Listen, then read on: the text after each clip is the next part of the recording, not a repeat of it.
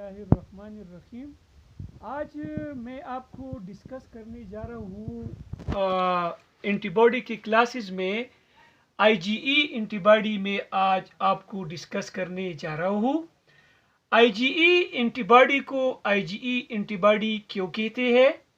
तो उसका simple answer ये है कि इसका हेवी चेन एप्सिलॉन से बना है, इस वजह से इसका नाम आईजीई एंटीबॉडी है।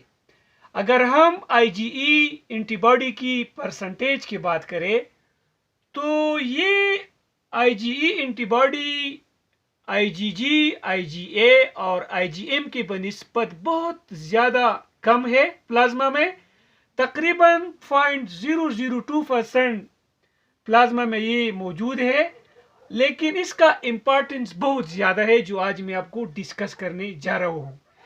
आईजीई एंटीबॉडी मोनोमेरिक एंटीबॉडी है। मतलब ये है कि इसमें दो फेब रीजन होते हैं और एक एफसी रीजन होते हैं। और इस एंटीबॉडी का जो फेमस नाम है, मशहूर नाम है, तो इस एंटीबॉडी को हम साइटोफिलिक एंटीबॉडी कहते हैं। क्यों साइटोफिलिक एंटीबॉडी कहते हैं? कि once this antibody is formed bound to the mast cell, basophil cell और एओसिनोफिल सेल। ये एंटीबॉडी क्यों साइटोफिलिक नाम से मशहूर है? कि जब भी ये एंटीबॉडी बनती है तो ये एंटीबॉडी जो है ये मास्ट सेल, एओसिनोफिल सेल या बेसोफिल सेल के साथ अटैच होते हैं, बाउंड होते हैं। इस वजह से इस एंटीबॉडी का नाम है साइटोफिलिक एंटीबॉडी। ये तो इंपॉर्टेंट प्रॉपर्टी है इसके। अभी हम क्वेश्चन अराइज करते हैं कि how this antibody work and why this antibody is so important. ये एंटीबॉडी काम किस तरह करता है और ये एंटीबॉडी क्यों ज्यादा मशहूर है, तो ये मैं आपको डिस्कस कर रहा हूँ इस डायग्राम में।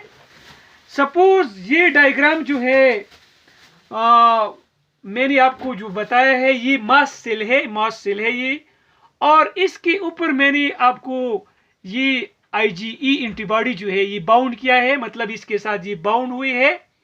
तो नॉर्मली ये इस तरह मास्ट सेल पे या बेसोफिल सेल पे या एओसिनोफिल सेल पे ये इस तरह अटैच होते हैं। अभी मैं आपको समझा रहा हूं कि सपोज एक बॉडी में एक एंटीजन आया है, एक बैक्टीरिया आया है या एक वायरस आ रहा है या एक पोलन ग्रेन आया है या एक एलर्जीन आया है, तो ये किस तरह एलर्जी काज करता है या किस तरह एंटीजन को किल करते हैं। तो बेटा सपोज जब ये एंटीजन आता है तो आपको पता है कि ये एंटीजन इस एंटीबॉडीज के साथ क्रॉस रिएक्ट करता है और इस इन एंटीबॉडीज के एफसी रीजन को एक्टिवेट करते हैं। जब ये एंटीबॉडीज एफसी रीजन को एक्टिवेट करते हैं तो फिर क्या होता है कि ये एफसी रीजन इस मास्ट सेल को जो है मास्ट सेल को एक्टिवेट करते हैं। तो तीन तरीकों से मास्ट सेल को एक्टिवेट करते हैं। अगर सबसे पहले ये क्या करते हैं कि मास्ट सेल की सेल मेम्ब्रेन को एक्टिवेट करते हैं। जब इस मास्ट सेल की सेल मेम्ब्रेन को एक्टिवेट करते हैं तो मास्ट सेल की सेल मेम्ब्रेन मुख्तलिफ किस्म की इन्फ्लेमेटरी केमिकल्स या पायरेटिक केमिकल रिलीज करते हैं या एलर्जिक केमिकल रिलीज करते हैं। एक का नाम है प्रोस्टाग्लैंडिन, दूसरे का नाम है ल्यूकोट्रीन, तीसरे का नाम है लिपोक्सिन या प्लेटलेट एक्टिवेटिंग फैक्टर। तो ये क्या करते हैं कि सेल मेम्ब्रेन ये रिलीज करते हैं। तो असल में ये क्या है, ये इन्फ्लेमेटरी भी है, पायरेटिक भी है और ये एलर्जिक या हाइपर सेंसिटिविटी भी काज करते हैं।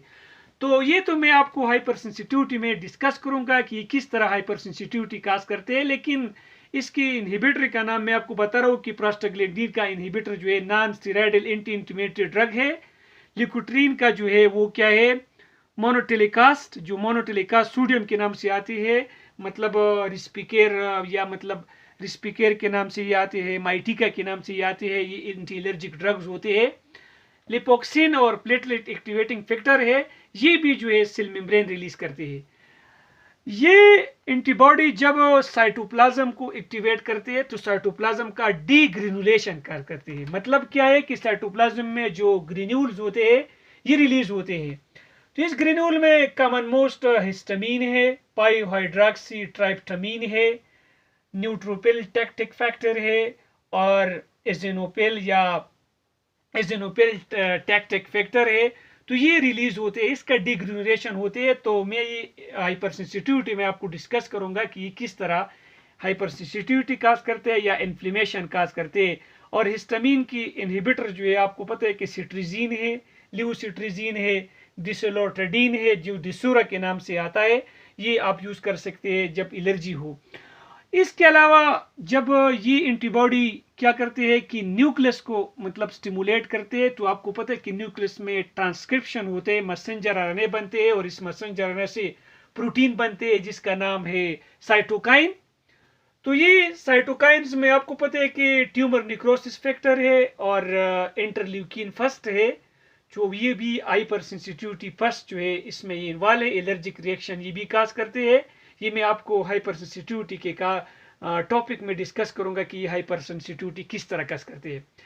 एक बहुत इंटरेस्टिंग और इम्पोर्टेंट बात इस एंटीबॉडी का ये है कि ये हाइपर सेंसिटिविटी में भी इन्वॉल्व है, लेकिन ये डिफेंस करते हैं पैरासिटिक इन्फेस्टेशन या इन्फेक्शन को जो है इसमें ये भी ज़्यादा पाई जाती है। जिस तरह आपको पता है हेलमिंथस का इन्फेक्शन हो गया है, हो स्ट्रॉन्गिलाइड, हुकवर्म, ट्राइकिनेला एस्किरस, ये जो इन्फेस्टेशन होते हैं, इन्फेक्शन होते हैं पैरासाइट की, इसमें भी आपको पता है कि आईजीई एंटीबॉडी जो है वो डिफेंस करते हैं। किस तरह डिफेंस करते हैं? सपोज ये एक पैरासाइट है और इसके सरफेस पे क्या है, एंटीजन है।